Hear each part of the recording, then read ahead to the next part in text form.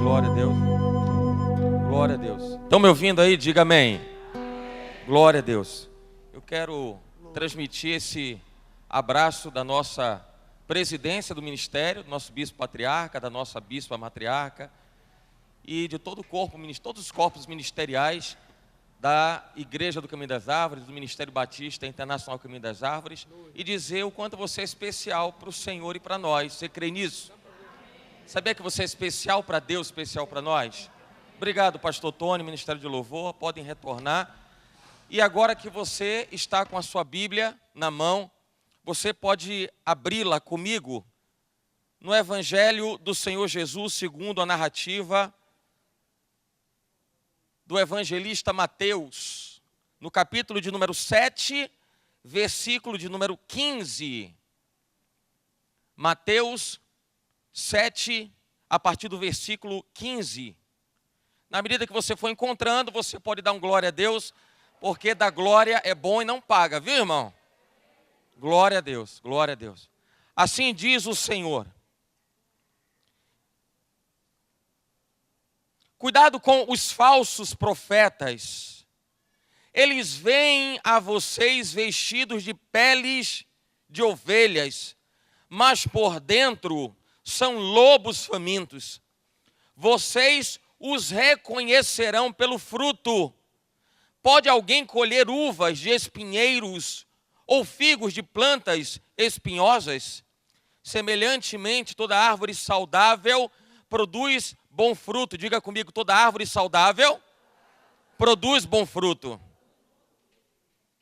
Mas a árvore doente produz fruto mau. A árvore saudável não pode dar fruto mau, nem a árvore doente produzir um bom fruto. Toda árvore que não produz bom fruto é cortada e lançada ao fogo. Assim vocês os reconhecerão pelo fruto. Deus querido, nós lemos, meu Senhor, a porção da Tua palavra, escrita, meu Pai, na direção do Ruach HaKodesh, do Espírito Santo de Deus, que o mundo não vê, porque não conhece. Mas nós o conhecemos porque Ele está conosco e Ele habita dentre nós. E por essa razão, meu Pai, nós, meu Senhor, suplicamos diante da Tua santa, poderosa e gloriosa presença, meu Senhor, que seja aberto o nosso entendimento, a nossa capacidade de percepção espiritual, meu Senhor, para que estejamos, meu Senhor, enxergando com olhos, meu Senhor, abertos, olhos nus, trazida a revelação da Tua palavra. Portanto, Deus querido, nós pedimos, meu Senhor, ao Ruach HaKodesh, ao Espírito Santo de Deus, que traga, meu Senhor, o entendimento daquilo que o Senhor, meu Pai, está tratando, estará tratando com nós, com cada um de nós, meu Senhor, conosco, nesta tarde, para a glória do Teu santo nome. Por isso mesmo, meu Pai, nós, meu Senhor, debelamos todo plano, projeto, meu Senhor, maquinação, intento de Satanás, seus subalternos, em nome de Jesus, e desbaratando qualquer obra contrária, nós declaramos, Espírito de Deus, essa é a Tua hora. Fala conosco, meu Senhor, nesta tarde, e ministra com poder e grande glória sobre cada um dos nossos corações. Estamos, meu Senhor, certos, ó Deus, de que Tu és um Deus que fala. Ó Pai, e portanto, sairemos logo mais deste santuário, convictos de que o Senhor tratou conosco mais uma vez. Oramos agradecidos no nome de Jesus, o Messias, o povo de Deus diz amém. Você pode se assentar, querido, em nome de Jesus. Eu quero partilhar com vocês esse texto, essa mensagem, naquilo que o Senhor me trouxe ao entendimento do que a Bíblia chama de fruto. E como a Bíblia fala de fruto e todo crente precisa dar fruto, diga, a minha safra é especial em Deus. Fala de novo, diga, a minha safra, ela é especial em Deus. Mas vamos entender a mensagem, o propósito dela. Esse pedaço, esse trecho, essa fração do Evangelho de Mateus, no seu capítulo 7 que nós lemos, é um parêntese que o Senhor Jesus abre quando Ele, antes dessa passagem, Ele chama a atenção a respeito da porta. A porta é estreita. Ele revela a importância de você ser um crente vigilante.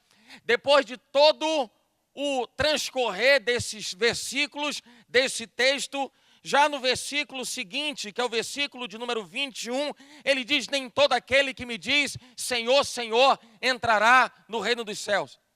Eu quero que você entenda e admita em seu coração qual é o propósito de Deus em trazer esse texto que fala de frutos. Presta atenção, nesse parêntese, entre o versículo 15 e o versículo 20 que nós lemos, que o Senhor Jesus está falando de frutos, trazendo algo que fazia parte do cotidiano de qualquer judeu, uma comunidade, uma sociedade plenamente agrícola e que vivia daquilo que cultivava. Era de natural importância que o Senhor Jesus transmitisse uma mensagem usando aquilo que era comum e que era natural do povo para compreender a mensagem que o Senhor Jesus trazia. Mas essa mensagem, entenda isso como uma parábola que o Senhor Jesus traz entre os versículos 15 e 20. Ele está tratando de algo que ele começa a discorrer antes do versículo 15 e depois do versículo 20. Se nós não tivéssemos os versículos de 15 a 20, nós estaríamos vendo o Senhor Jesus dizendo: cuidado você, cuidado porque a porta é estreita. E depois ele diria: porque nem todo aquele que me diz Senhor, Senhor entrará no reino dos céus. O Senhor Jesus está tratando da sua contribuição como crente às coisas do reino de Deus. São os seus frutos, aquilo que você pode produzir, aquilo que você pode executar, aquilo que você pode realizar na sua vida. Eu vou repetir para você. Antes do verso 15, o Senhor Jesus está falando de porta. E a porta é estreita. O filtro do Senhor é rigoroso. Depois do verso 20, ele está dizendo: porque nem todo aquele que me diz Senhor, Senhor, entrará no reino dos céus. E entre esses versículos, o Senhor Jesus ele faz uso, não é? Ele se utiliza do recurso da didática produzida pelo próprio Deus para falar ao coração dos judeus a respeito do que é fruto, daquilo que se pode fazer, do que se pode produzir, do que se pode realizar para Deus. Então repita comigo: a minha safra é poderosa e é especial em Deus. Vamos adiante e entender por que o Senhor está falando disso. Mas eu gostaria de fazer um rápido parêntese numa coisa que se chama igreja. Você está na igreja, louva a Deus pela visão que esse ministério tem. E por essa razão, mesmo em períodos de festas como esses que estão por vir, a igreja permanece em seu funcionamento, porque os planos de Deus não podem ser frustrados. E a igreja do Senhor Jesus é um ferramental que nasceu no coração de Deus para que ela permanecesse continuamente em funcionamento. Porque Deus quer falar com as pessoas, o Senhor quer tratar com as pessoas. E a Bíblia tem muito a ensinar as pessoas. Ensina a minha vida e ensina a sua vida. O Senhor estabeleceu um grande projeto, pastor Tony, de que existisse uma igreja, de que existisse um tabernáculo, o chamado Beit Hamikdash, o templo sagrado, o santuário sagrado, para que Deus falasse com o seu povo num lugar especial. E você vai ver isso no livro de Shemote, no livro de Êxodo, no capítulo 25, versículo 8, o Senhor dando uma instrução a Moisés e dizendo para ele: me farão um tabernáculo para que eu possa habitar no meio deles. O projeto de Deus que estivéssemos dentro da igreja. Entenda que igreja, no contexto agropecuário, pode ser visto como uma grande estufa de preparação de uma grande lavoura para uma poderosa colheita. Então diga comigo: a igreja é uma estufa divina para que eu, como árvore plantada junto a ribeiros de águas, possa produzir os melhores frutos. E como você vai produzir os melhores frutos, não é diferente que é você estando na igreja que você consegue também dar ao Senhor a sua melhor safra. E por essa razão que o título dessa mensagem é: a minha safra especial para Deus. A minha safra especial para Deus. E cada um tem algo para ofertar ao Senhor, tem algo para contribuir com o Senhor. Uma contribuição permanente, uma contribuição no mundo em que essa pessoa faz parte. São os seus frutos, é o que você consegue produzir, é o que você consegue realizar, é o que você consegue executar. Mas uma coisa é certa: os frutos denunciam a qualidade da árvore. Os frutos denunciam a qualidade da árvore. Por que eu falei de Shemote, de Êxodo 25, verso 8, quando Deus disse que queria que um tabernáculo fosse construído para que ele habitasse nesta terra, em meio aos homens, por meio do Beit Hamikdash, do templo sagrado. Por que ele fez isso? Porque seria o lugar para ele tratar com árvores. Quem tem autoridade de mexer com árvore é quem é o Senhor, que se intitula a árvore da vida.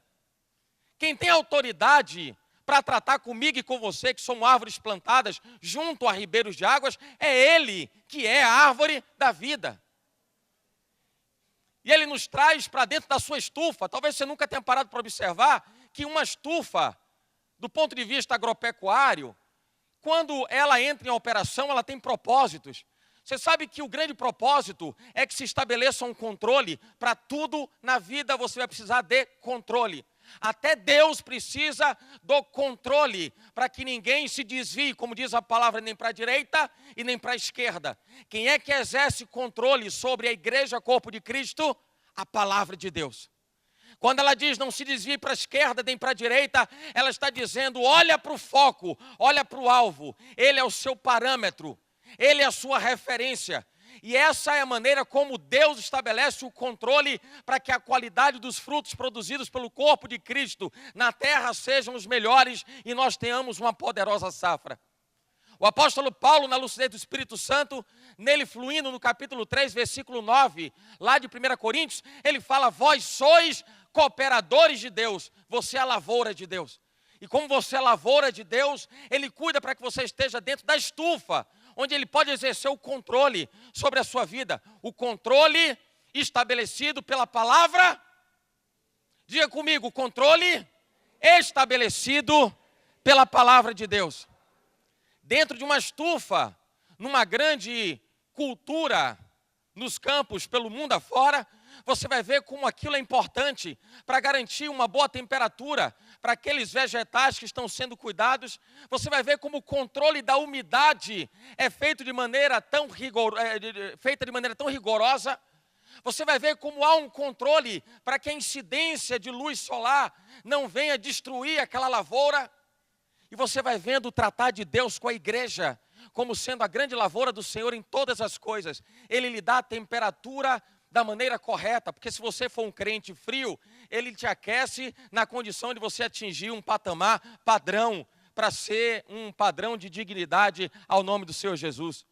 Olha que Ele trata, da maneira como nós vemos na vida, no mundo secular, nós vemos como Deus trata com cada um de nós na igreja. E Ele chama esse lugar de igreja, a estufa da produção para uma grande safra. E uma outra coisa importante, qualquer estufa, onde se cuida de qualquer tipo de cultura, essa estufa tem um grande objetivo: impedir a ação de ervas daninhas. Impedir a ação de ervas daninhas, as pragas que atuam, que trabalham para corroer, para destruir a plantação, para destruir a lavoura. E você sabe que a Bíblia preconiza sobre a importância de você ser vigilante, porque o diabo, vosso adversário, anda em derredor. É a praga, é a erva daninha que está procurando corroer os seus frutos. E atingindo você, mexendo em você, mexe na sua melhor safra que você pode dar para Deus. Não deixe que o diabo toque na safra que você tem a dar ao Senhor, e é uma safra especial. E Ele traz você para que dentro dessa estufa chamada igreja, Ele possa tratar com você, Ele possa aperfeiçoar você e possa ter de você os melhores frutos. Olha para quem está do seu lado e diga assim: irmão, o Senhor lhe traz a igreja, para que na igreja você dê a Ele a sua melhor safra. Você vai ver Shlomo HaMelech, o rei Salomão, o homem mais sábio de todo o universo e de toda a história. Você vai ver ele dizendo, está em 2 Crônicas, o texto bíblico, capítulo 6, versículo 18, que ele diz assim: e na verdade, poderá habitar Deus na terra em meio aos homens? Claro, ele falou isso para Moisés lá em Êxodo, que era para construir um tabernáculo. Ele disse para Moisés que era necessário se estabelecer uma estufa, para que ele tratasse com a sua lavoura dentro da estufa. E o próprio Salomão que diz assim: eis que o céu e o céu dos céus não podem conter a Ele, o Senhor, quanto menos essa casa que eu tenho edificado. E os judeus entendem os rabinos judeus entendem a grandeza de Deus dentro de um exemplo. Tratei disso essa semana.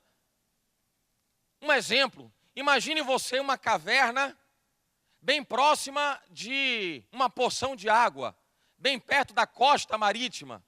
E aquele montante de água vai subindo. E você percebe daí que aquele monte de água entra nessa caverna. De modo que você nota que toda a caverna já está tomada de água.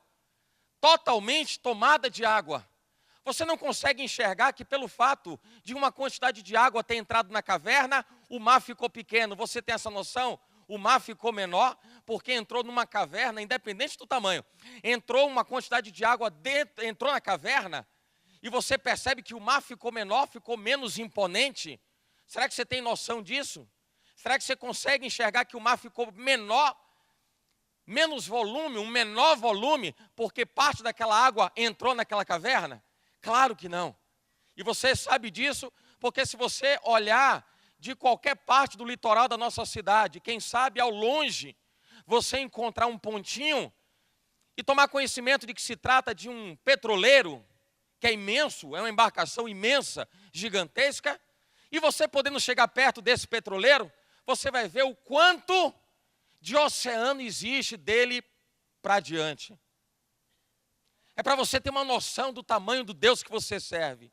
É para você ter uma dimensão do Deus que você cultua, do Senhor a quem você entregou o seu coração e sua vida.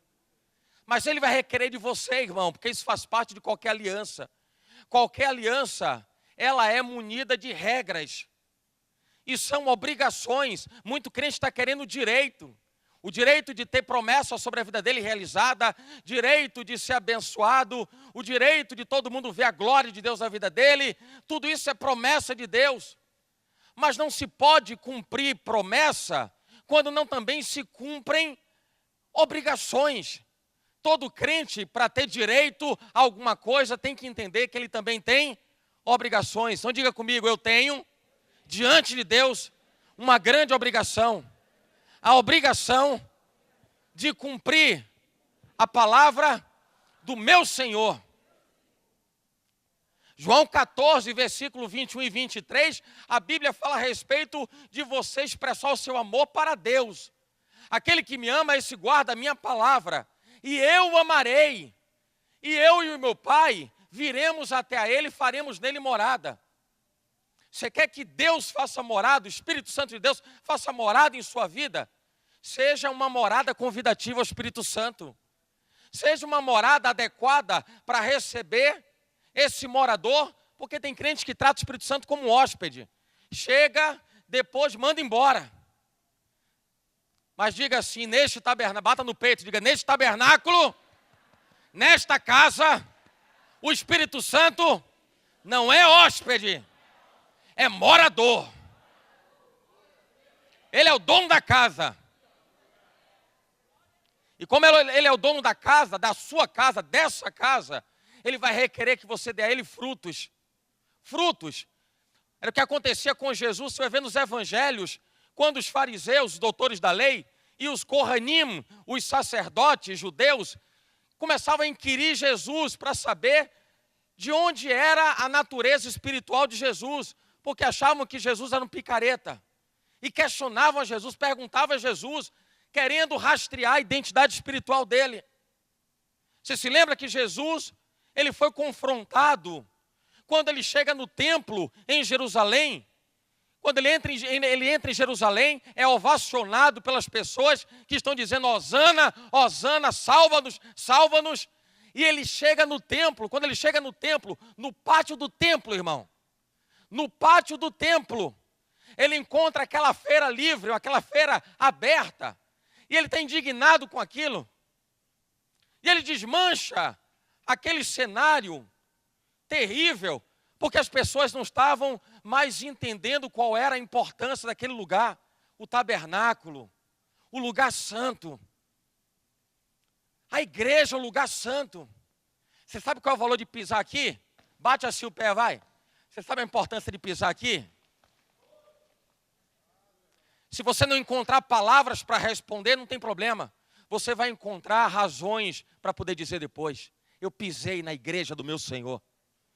Eu pisei no lugar que Ele trata como estufa para me preparar como boa lavoura, para que também eu dê a Ele a minha melhor safra. Neste lugar. E faziam aqueles mercadores, faziam daquele lugar ali uma grande feira aberta. E era o pátio, o lugar onde passavam as pessoas que levavam os seus sacrifícios, para que depois chegasse às mãos do sumo sacerdote. O pátio do templo, você sabe o que representa, ou representava o pátio do templo, segundo a Bíblia? O lugar onde o pecador andava para entregar o seu sacrifício para o perdão dos seus pecados. Se você não entendeu, eu vou esclarecer para você. O pátio, trocando em miúdos, era o lugar onde um pecador estava decidido a mudar de vida.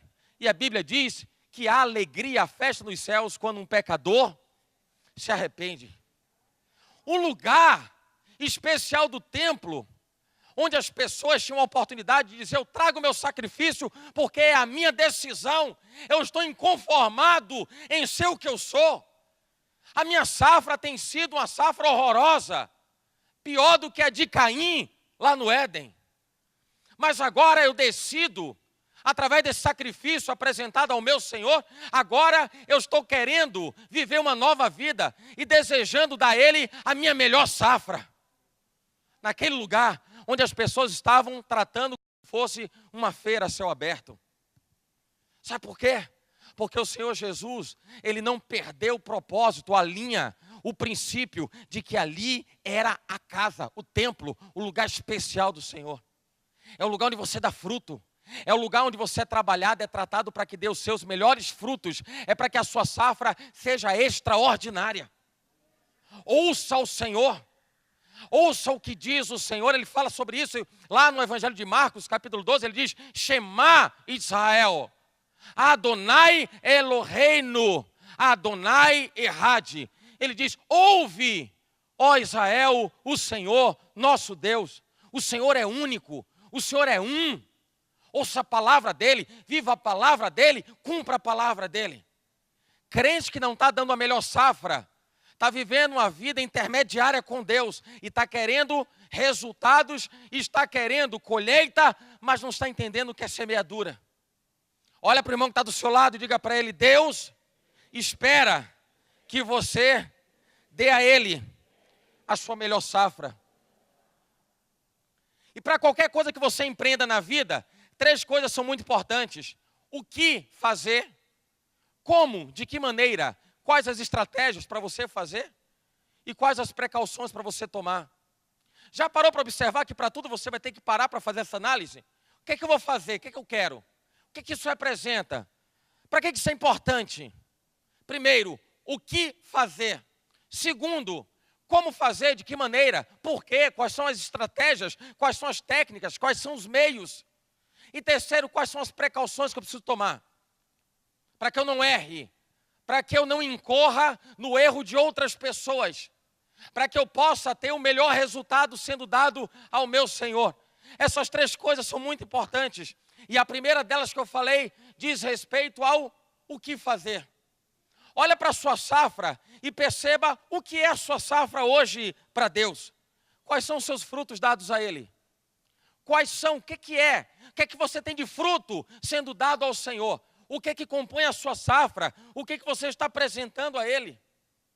A Bíblia fala de algo importante a respeito de fruto, a respeito de safra, que está no livro de Romanos, capítulo 7, versículo 4, a Bíblia diz: assim, meus irmãos, também vós morrestes relativamente à lei, por meio do corpo de Cristo, para pertencerdes a outro, a saber, aquele que ressuscitou dentre os mortos, a fim de que frutifiquem para Deus. Você parou para perceber o que você tem a dar ao Senhor? O que você tem dado ao Senhor? O que são os seus frutos? Então diga comigo que eu vou começar a lhe ajudar. Diga assim: os meus frutos são frutos de glória. Frutos de glória. O que significa fruto de glória? Eu tenho na minha vida motivo de sobra, independente daquilo que eu tenho, que eu recebo, com que eu sou abençoado. Eu tenho motivo de sobra para abrir a minha boca e agradecer a Deus por tudo, para glorificar a Deus por tudo, independente do que eu tenho, independente do que eu conquistei, independente do que eu quero, eu tenho motivo de sobra. Você tem motivo de sobra para glorificar a Deus? Ou os seus motivos estão pautados naquilo que você recebe e é proporcional ao montante de bênção que chega na sua tenda? Sabe quando é que você consegue perceber isso, crente? Eu vou falar uma coisa que é muito séria. Se flui do seu coração com espontaneidade, brados de glória, brados de louvor, brados de muito obrigado. Sabe o que é que acontece muitas vezes? A igreja precisa ser motivada a abrir a boca para dar glória. Você pode até achar que isso é legal, que coisa boa. A igreja, ela está avivada, ela está cutucando os membros para que as pessoas glorifiquem. Você sabe que não deveria ser assim? Sabe como é que deveria ser? Você tem tanto motivo para dar glória que você não precisa de ninguém para dizer, abra a boca e glorifique. Mas você tem tanto motivo para glorificar e as pessoas olham para um lado, olham para o outro e percebem se tem alguém que está glorificando, eu vou junto. Se tem alguém que está calado, eu também vou junto. Mas a Bíblia fala de frutos de glória. Você tem motivos inerentes à sua própria existência. Você, por si só, você tem motivos de sobra para glorificar a Deus, independente de qualquer outra coisa. Quando você começar a avaliar a sua vida e perceber que a sua safra especial para Deus passa por isso, você não vai precisar ser estimulado por outras pessoas para glorificar. Você tem um estímulo que faz parte da sua vida espontaneamente, naturalmente, e esse motivo se chama Jesus. Eu tenho motivo de sobra. Eu tenho motivo de sobra. Você acorda e você se dá conta de que se você ligar a TV, vai ver quantas pessoas morreram naquele mesmo dia que você ligou a TV ou no dia anterior. Mas você está vivo. Você liga a TV e vê quantas pessoas passam por situações tão difíceis, tão complexas. Mas você, ao acordar, ao abrir os olhos, você percebe que você está bem, saudável, forte, cheio de vigor, cheio de ânimo. Mas as pessoas não costumam glorificar Deus por isso. Não costumam glorificar Deus por isso. Sabe como as pessoas glorificam? Tem alguém no hospital e saiu curado. A pessoa, glória a Deus, aleluia. Precisou receber alguma coisa para isso. Precisou ser recompensado. Alguém que diz, aleluia, glória a Deus, porque foi chamado numa oportunidade de emprego que se abriu. Porque a pessoa recebeu uma promoção no trabalho, ela dá até testemunho na igreja, Deus é fiel, e Deus é fiel mesmo. Mas precisou de uma motivação, e o que a Bíblia está falando para uma boa safra, uma safra especial, é a oportunidade de você reconhecer que independente de qualquer coisa, pelo simples fato do Senhor Jesus ter morrido por você e por mim, nós temos motivo de sobra para glorificar, sem parar, sem parar. São frutos de glória ao Senhor. Existem os frutos de arrependimento. Porque uma coisa é necessário saber, fruto de arrependimento, assim como um fruto que você dá ao Senhor, como sendo expressão da glória a Ele, primeiro, é o fruto daquilo que é bem produzido, que está bem feito, você dá a Ele, ou o fruto do arrependimento, que é você reconhecer que o fruto está ruim, e você precisa mudar para dar alguma coisa que preste para o Senhor. Nós falamos primeiramente dos frutos de glória. E fruto de glória lhe remete a glorificar a Deus por qualquer circunstância, qualquer situação. A sua motivação é Jesus. Jesus está nesse lugar, glória a Deus. Eu acordei, glória a Deus. Eu vou trabalhar, glória a Deus. Estou indo para a igreja, glória a Deus. Mas vem os frutos de arrependimento. E o Senhor espera que também os frutos de arrependimento façam parte da sua grande safra. É você passar pelo filtro do Evangelho. Quando o próprio Senhor Jesus, nesse texto que nós lemos, no texto raiz, no texto base, você vê o Senhor Jesus falando a respeito da porta que é estreita, porque nem todo aquele que diz Senhor, Senhor, entrará no reino dos céus. Ele está falando de um filtro constante, permanente, para que em cada oportunidade que você tiver, você possa se arrepender dos seus pecados, das suas falhas, das suas limitações. E ele traz isso como uma oportunidade de começar novamente uma história. Olha que coisa tremenda. Olha que coisa extraordinária. O Senhor, Ele nos dá a oportunidade de darmos frutos diferentes, sem precisar que você tenha que morrer para isso. A morte física. Ele espera que você morra na sua natureza ideológica, no seu sentimento, na sua alma. Para você começar a receber um nutriente diferente, admitir esse nutriente diferente. Imagina que você no terreno da sua casa, fazenda, sítio, você tem ali uma mangueira. Você não tem como ter outros frutos de uma mangueira senão manga. Mas se um dia você desejar ter laranja, você vai ter que tirar aquela mangueira dali. A maneira como o Senhor faz isso, para mudar os resultados, para mudar os frutos, não é lhe arrancando da sua própria vida, não é tirando a sua vida. É arrancando você do meio onde o seu coração desejou se instalar. Ele arranca o seu coração do meio onde somente frutos ruins eram produzidos. Ele coloca você agora enxertado numa condição diferente.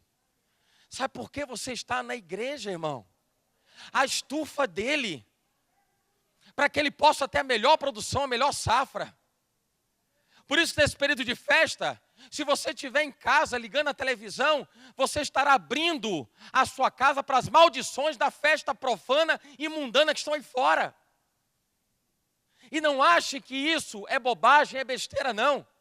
Porque no mundo do espírito, as coisas acontecem por uma palavra: permissividade. Se você é um crente permissivo, você está dando legalidade. A permissividade gera legalidade. Se você for permissivo em receber o Evangelho, você dá ao Senhor Jesus autoridade sobre a sua vida.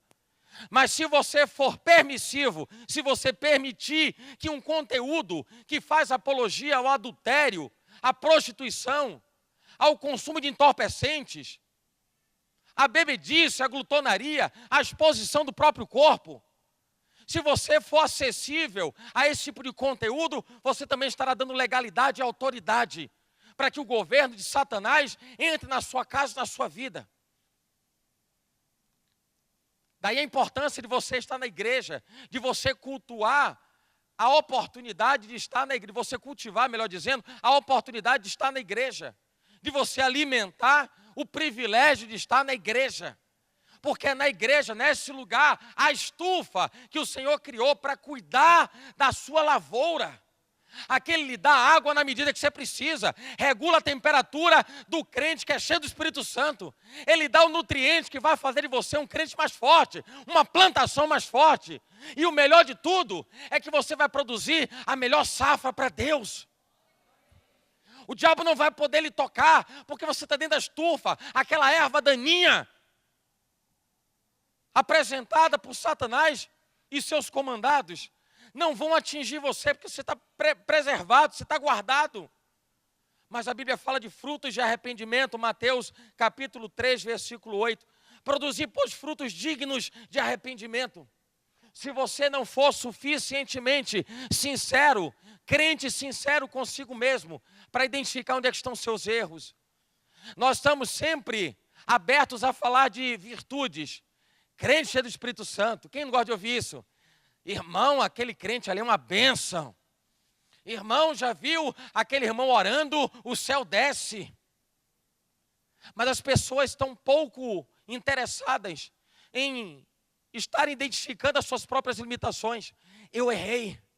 E quando eu falo de identificar limitação, não é para que seja a bola da vez, para que passe a viver ali uma condição de ser apedrejado pela opinião dos outros. Estou falando disso. Eu estou falando do filtro do Evangelho. É a maneira de você identificar que tipo de crente você tem sido, porque se você não se der conta de que não tem sido a melhor árvore, você não tem como produzir a sua melhor safra. Fruto de arrependimento. Eu errei, mas eu estou disposto a me corrigir. Eu falhei, mas eu sei que eu sou passível de erro. E a palavra de Deus, ela me renova, porque se o cair é do homem, o levantar é de Deus.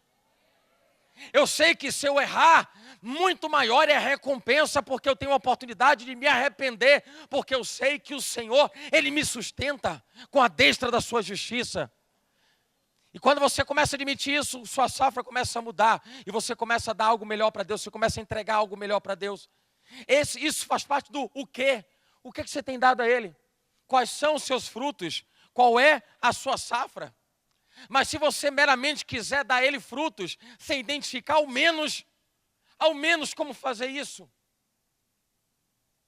você pode incorrer num grande erro, de ter a boa intenção de dar algo de bom para Deus, mas está usando a estratégia errada para isso. Quantas pessoas você ouve dizendo que ela ama a Deus e está mergulhada numa festa como essa que nós vamos ter nessa próxima semana? Essa festa mundana, e são pessoas que abrem boca para dizer, mas eu amo a Deus, eu venho de uma família que ama a Deus, mas espera aí, parece que há uma dicotomia, um contrassenso. Como é que você diz que ama a Deus e você está mergulhado numa festa onde Ele não está presente? Mas espera aí, mas eu amo a Deus. Ah, é porque a intenção é boa, a pessoa tem uma boa intenção, eu amo. Mas a realidade, a conduta, o dia a dia, a maneira como a pessoa se porta, não condiz com aquilo que ela expressa. Ela está falando meramente da boca para fora. Aquilo não tomou a dimensão de coração, porque a boca fala daquilo que o coração está cheio, mas às vezes a boca fala daquilo que meramente alegra, povoa o campo intelectual, o degrau sentimental, onde a pessoa pode se sentir bem, pode achar que está bem, mas ela está vivendo somente algo que ela está expressando, da boca para fora. Não está internalizado, não está lá dentro, não está enraizado. Como é que você vai dar esses frutos para Deus? Eu amo, bispo, a Deus. A ama. Como é que você vai dar então esse seu melhor a Ele? Como é que você vai oferecer a Ele essa melhor safra? Bispo, eu estou aqui na igreja, é um bom passo. E depois da igreja? E como vai ser em casa? E como vai ser depois no trabalho? E como vai ser a realidade no dia a dia? Como vai ser a sua rotina no dia a dia? Como que as coisas vão acontecer? Porque todas elas vão falar do meio e das estratégias onde você vai poder ofertar ao Senhor essa melhor safra. Não é somente o que você quer, porque pode virar somente intenção. E não se pode viver diante de Deus somente com boas intenções. A salvação vem pela graça, mas o galardão vem pelas obras, vem pelos frutos. Você precisa fazer alguma coisa, você precisa produzir alguma coisa, você precisa ter um indicador para dizer para você, eu não estou agindo corretamente. Isso é suficientemente sincero para dizer, eu preciso melhorar. Eu preciso melhorar.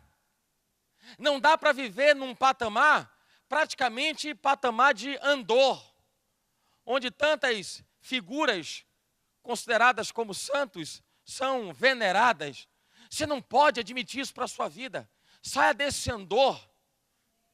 Saia desse altar criado, quem sabe por você mesmo, onde você não admite que é necessário passar por mudanças, por transformações. Conhecereis e prosseguireis em conhecer ao Senhor. Você não está pronto. Você está passando por um processo contínuo de aperfeiçoamento. E para você dar ao Senhor a sua melhor safra, dar a Ele os seus melhores frutos, você vai ter que saber onde é que você está plantado. Onde é que você está plantado? Na leitura do que é produzido nas terras do mundo aí fora, é uma percepção da terra. Qual é a qualidade daquela terra? Que qualidade é essa? E a Bíblia fala em Mateus capítulo 13, versículo 8. Outra, enfim, caiu em boa terra e deu fruto a 100, a 60 e a 30 por 1, a 30, a 60 e a 100 por 1. A boa semente caiu onde? Em boa terra. Isso passa por onde você está plantado. Está plantado, entenda que é de onde você tira nutrientes. Você está na igreja, você está numa boa terra. E mais do que isso, você está dentro da estufa de Deus. Todo o controle necessário, segundo a palavra de Deus, para que você possa gerar os seus melhores frutos. Mas onde é que você está plantado? Você está plantado na dúvida? Eu não sei se é bem isso que eu quero. Você está plantado na incredulidade? Eu não sei se eu acredito nisso que o bispo Cláudio está falando nessa tarde. Onde é que você está plantado? Qual é a qualidade da terra? E você vai dizer, mas eu estou aqui na igreja. Quem sabe você está na igreja, mas ainda não está plantado nela. Você está na igreja, mas não está plantado nela. A sua terra é outra. São as coisas que consomem o seu tempo. São as coisas que entram no seu coração, que te seduzem. Tem sido, quem sabe, a sua terra. Os compromissos particulares. As visitas fora de hora. O entretenimento indiscriminado. E aí as coisas de Deus vão ficando para trás, porque passa a se tornar algo menos importante. É uma terra de menor importância. É uma terra de menor valor. O Salmo de número 92, versículos 12 ao 15, a Bíblia diz, o justo florescerá como a palmeira, crescerá como o cedro do Líbano, plantados na casa do Senhor, florescerão nos átrios do nosso Deus. Está falando da terra, da qualidade da terra, da condição da terra. O mesmo controle que se tem para se cultivar qualquer coisa dentro de uma estufa, que é o controle da luminosidade, a Bíblia fala em Efésios capítulo 5, versículo 8 em diante. Pois outrora eres trevas, porém agora sois luz no Senhor. Andai como filhos da luz. Ele está dizendo, eu preciso exercer sobre você um controle de luminosidade. Porque você, se achar que tudo que reluz é ouro, tudo que reluz aí produz um grande brilho e é expressivo, é significativo, você pode estar consumindo alguma coisa que não vai fazer você gerar os seus melhores frutos. Crente precisa dar frutos. Crente precisa gerar frutos. E não pode ser um fruto qualquer. Tem que ser o melhor fruto para Deus. Quando você consegue dar o seu melhor para Deus, você está cumprindo bem o seu exercício de vida na terra. E esse período em exercício que você está vivendo e está cumprindo, é para que você seja continuamente tratado, para que também o seu fruto a cada dia seja aperfeiçoado. Sempre, sempre. O Evangelho de João, capítulo 12, versículo 24, diz a Bíblia, em verdade vos digo, se o grão de trigo caindo na terra não morrer, fica ele só. Sabe como é que se dá fruto, irmão? E bons frutos, grandes frutos. A semente tem que morrer. Se a semente não morre, não tem fruto. Se a semente não morre, não tem fruto. E tem crente querendo dar fruto, mas não morre. E tem que morrer, viu, irmão? Morrer para o passado, morrer para aquilo que você fazia antes, morrer para aquilo que talvez fosse, ou até hoje ainda é, algo que atrai do seu coração, que domina a sua alma, que te escraviza. Você não consegue se afastar daquilo, não consegue se abster daquilo. Na perspectiva, sobretudo, de que Jesus está voltando, e a passos largos, não tem mais tempo, irmão. Não dá para ficar titubeando na vida. Não dá para viver uma vida superficial no Evangelho. Ou você está dando o seu melhor para Deus, ou você está achando que está fazendo algo de bom e está perdendo tempo. Nem todo aquele que me diz Senhor, Senhor. Eu repito o que eu falei no início dessa mensagem.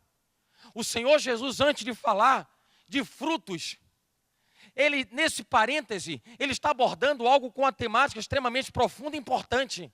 Ele está falando a respeito da porta. A porta é estreita. O filtro é extremamente rigoroso, porque dá um salto para o versículo 21, porque nem todo aquele que me diz Senhor, Senhor, entrará no reino dos céus. E ele para fazer um paralelo com a geração de frutos, com a produção de frutos. E para entender isso, como o povo judeu entendeu, eles precisavam saber que é necessário morrer para a vida secular, a vida do passado, a vida pregressa, e viver para a vida, viver para a vida de Deus, o zoe de Deus, a vida de Deus, implementada, instalada, estabelecida sobre nós. Mas você vai ter que receber isso, você vai ter que absorver isso, você vai ter que admitir isso. E isso é necessário para que você tenha um resultado que lhe dê a condição de dizer: Senhor, eu dei o meu melhor para Ti. Eu dei a minha melhor safra para o Senhor. Dizer como Paulo disse: combati o bom combate, encerrei a carreira, mas guardei. Olha o que é para alguém abrir a boca e dizer: eu sei que o que eu fiz bem feito. Eu não desperdicei o meu tempo. Eu cumpri nessa vida, eu cumpri nessa terra a missão, a responsabilidade, o meu chamado. E Paulo, entenda você que Paulo é alguém, um ícone no Evangelho, de alguém que tinha uma condição, uma formação intelectual, um homem preparado, um homem influente, um homem respeitado, mas que diante do Evangelho, ele abriu a boca para dizer: se eu prego o Evangelho, eu não tenho no que me gloriar. Eu não tenho glória nisso. E ai de mim se eu não pregar o Evangelho. Quem está falando isso é Paulo de Tarso. E ele reconhecendo que tudo que ele conquistou na vida não era nada, quando era posto na balança, onde do outro lado estava a causa de Deus, a causa do Evangelho do Senhor Jesus. Tudo perde valor. Tudo perde valor. Mas aí a semente tem que morrer. A vaidade tem que morrer. O interesse nas coisas pessoais particulares tem que morrer. E aí você é tratado. Aí o Senhor começa a cuidar. Tem uma canção que diz: Deus cuida de mim, na sombra das tuas asas. Deus cuida de mim, eu amo a tua casa. E não ando sozinho, não estou sozinho, pois sei, Deus cuida de mim. E Ele vai tratando você da maneira como você precisa, sendo podado, sendo cuidado. João capítulo 15, versículos 2 e 3. E a Bíblia diz: todo ramo que estando em mim não der fruto, Ele corta. Ele está fazendo um processo, Ele exerce um processo de cuidado e vai tirando. O que é que você precisa melhorar? Ou árvore plantada junto a ribeiros de águas, o que é que você precisa melhorar? Onde você precisa melhorar? O que é que precisa ser aperfeiçoado? E Ele vai tratando você. A exortação é uma maneira de Deus tratar com você. A palavra de renovo é uma maneira de Deus tratar com você. Ele está lhe dando o nutriente que você precisa, são as ferramentas de Deus, as estratégias de Deus, tudo pela palavra. Ele sabe que o que você quer dar a Ele é um grande fruto, uma grande safra, e Ele vai dando as estratégias.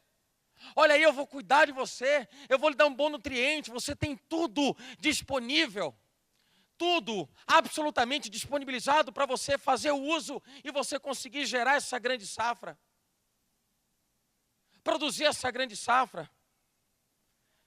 Só que não passa somente pelo o que é que eu vou dar ao Senhor, não passa somente pelo como eu vou dar ao Senhor, quais são as estratégias e os meios, mas uma coisa importante: onde é que eu não posso errar?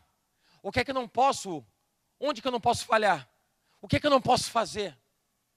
Olha para quem está do seu lado e diga assim: irmão, mesmo você querendo dar a Ele a sua melhor safra, mesmo sabendo as metodologias, os mecanismos, as estratégias e os meios para dar a Ele a sua melhor safra, a Bíblia diz que você precisa ser vigilante para não perder a sua safra.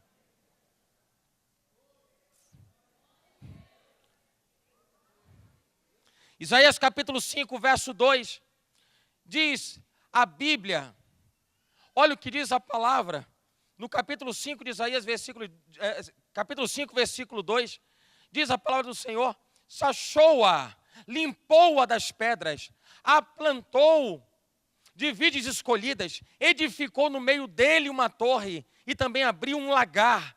Ele esperava que desse uvas boas, mas deu uvas bravas. Se esperou que os frutos fossem os melhores, mas os frutos dados não foram de qualidade. Sabe o que a Bíblia quer tratar a respeito disso, ela faz alusão a quem não cuida da sua semeadura. Quer dar, eu falei há pouco, a boa intenção é de dar bons frutos. A intenção é boa, quer dar bons frutos, mas não cuida da semente. Para quem acha, e o mundo está cheio de gente assim, pisa na igreja uma vez na vida, some, desaparece, igreja vira aeroporto, pousa e depois decola. E a pessoa depois quer viver uma vida da plenitude de Deus, cheia do poder de Deus. Alguém que recebe a semente, está no Evangelho de Lucas, capítulo 9, versículo 11, porque a semente é a palavra de Deus. Recebe a boa semente, depois não cuida da semente. A falta de cuidado com a semente, como é que vai conseguir produzir os frutos tão desejados?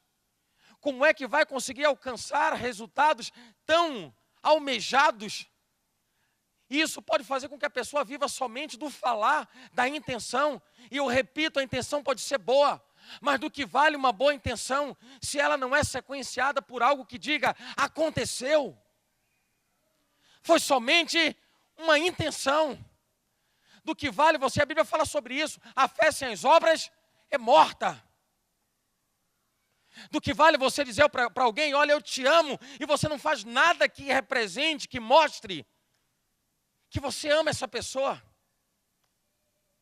São frutos desejados para que sejam os melhores, mas na hora da colheita se observa que os frutos são ruins. Isso está dito pelo profeta Isaías. Desejados bons frutos, mas na hora da colheita os frutos são ruins. Cuidado com essa falta de cuidado, irmão, com a semente. Cuidado com isso. Cuidado com aquilo que você acessa, cuidado com aquilo que você assiste. Cuidado para que ninguém queira seduzir você para saber o que está acontecendo na festa profana e saber como é que está a evolução das entidades carnavalescas. Como é que vai ser o resultado de escola de samba na quarta-feira de cinzas? Você não precisa disso. Definitivamente você não precisa disso. Quem ganhar esse negócio não vai mudar a sua vida. Quem teve a condição de mudar a sua vida, ganhou, e ganhou do diabo na cruz do Calvário, irmão. É ele que merece a sua atenção 100%. É ele que merece a sua dedicação integral. Não deixa que a falta de cuidado venha minar algo tão extraordinário que Deus começou a fazer. A boa obra que Ele começou, deixa Ele aperfeiçoar. Não seja você a matar a semente. Ele quer que você dê a Ele uma grandiosa safra. São os seus frutos. E os frutos vão denunciar que tipo de árvore é aquela. Cuidado com aquilo que você tem visto, tem assistido, tem acessado. Cuida da sua semente. Evangelho de Mateus, capítulo 13, versículo 22. O que foi semeado entre os espinhos é o que ouve a palavra, porém, os cuidados do mundo e a fascinação das riquezas sufocam a palavra e essa fica infrutífera. Sabe o que a Bíblia está falando aí? De outro problema, além da falta de cuidado? Está falando de espinhos. O sentido metafórico do que a Bíblia chama de espinho e que sufoca é o que você permite que, do ponto de vista da fonte secular, queira tomar espaço do que é espiritual. Você sabe que a Bíblia fala a respeito da carne e do espírito. Podem as duas coisas estarem andando juntas? Elas podem andar juntas? A carne, ela conspira contra o espírito, não tem como. É uma balança muito bem polarizada. Se você dá vazão à carne, o espírito está lá embaixo. Se você dá mais atenção ao espírito, a carne vai embora. Queima a carne. Isso é chamado na Bíblia de espinho. Porque as pessoas costumam dar mais atenção, pode observar. As pessoas costumam dar atenção àquilo que é concreto, àquilo que é palpável, que para elas é plausível, porque ela consegue pegar, ela consegue ver. Você percebe isso? Como para Tomé foi difícil acreditar na ressurreição. Tendo visto Jesus na sua caminhada ministerial, e estando junto de Jesus ressurreto, ele duvidou. As pessoas acham, entendem que o que é mais importante é aquilo que está sensível ao seu plano secular. E as pessoas costumam dizer, não, eu preciso resolver problemas na vida. Mas para orar, está sem tempo, Deus sabe de todas as coisas. Tem tempo para um monte de coisa. Acorda 4 horas da manhã para jogar bola. Mas quando chama para ir para a igreja, está sufocado de tantas atividades, tantas atribuições.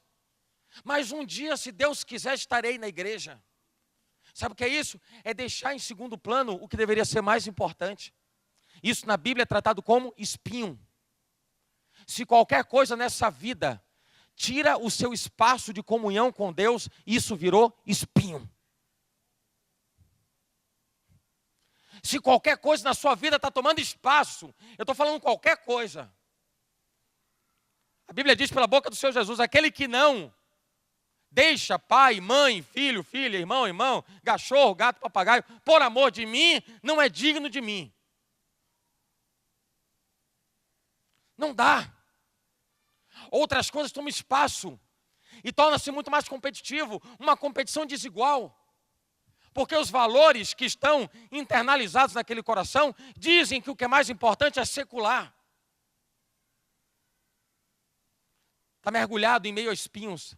Está mergulhado nos problemas da vida, nas situações da vida. E deixa de olhar para aquele que deveria ser o mais importante. E por fim, capítulo 19, versículo 20 de Lucas. Veio então outro dizendo, eis aqui, Senhor, a tua mina, que eu guardei embrulhada num terço. Está falando dos talentos que o Senhor deu e depois voltaria para cobrar, para retomar. E fala dos talentos das pessoas que deveria ser aplicado, deveria ser utilizado em prol do reino de Deus. E ninguém faz nada, e as pessoas não fazem nada, e elas cruzam os braços para isso. A Bíblia está tratando a respeito de colheita quando não há semeadura. Você está querendo colheita, irmão, mas não está querendo semear? Embora eu diga que para tudo há uma colheita e para tudo há uma colheita e uma semeadura. Para todas as coisas. Quando alguém faz alguma coisa, é uma semeadura, vai gerar uma colheita. Quando alguém não faz nada, é uma semeadura. A semeadura do não fazer nada. E vai ter uma colheita por não ter feito nada. A semeadura da letargia. A semeadura da paralisia. A semeadura da omissão. E a colheita vai ser letargia, vai ser paralisia, vai ser omissão. Porque podia ter feito alguma coisa e não fez. Como é que nós poderemos dar a nossa melhor safra se não há uma semeadura compatível com a safra que nós queremos dar ao Senhor? Olhe para o irmão que está do seu lado e diga, Deus espera de você a melhor safra da sua vida. Porque virá o dia em que você prestará contas desta safra ao Senhor. A graça do Senhor Jesus Cristo, o amor de Deus e a comunhão do Espírito Santo, seja agora e para sempre sobre todos vós. E o povo alegre do Senhor diz, ó Deus, nós somos um.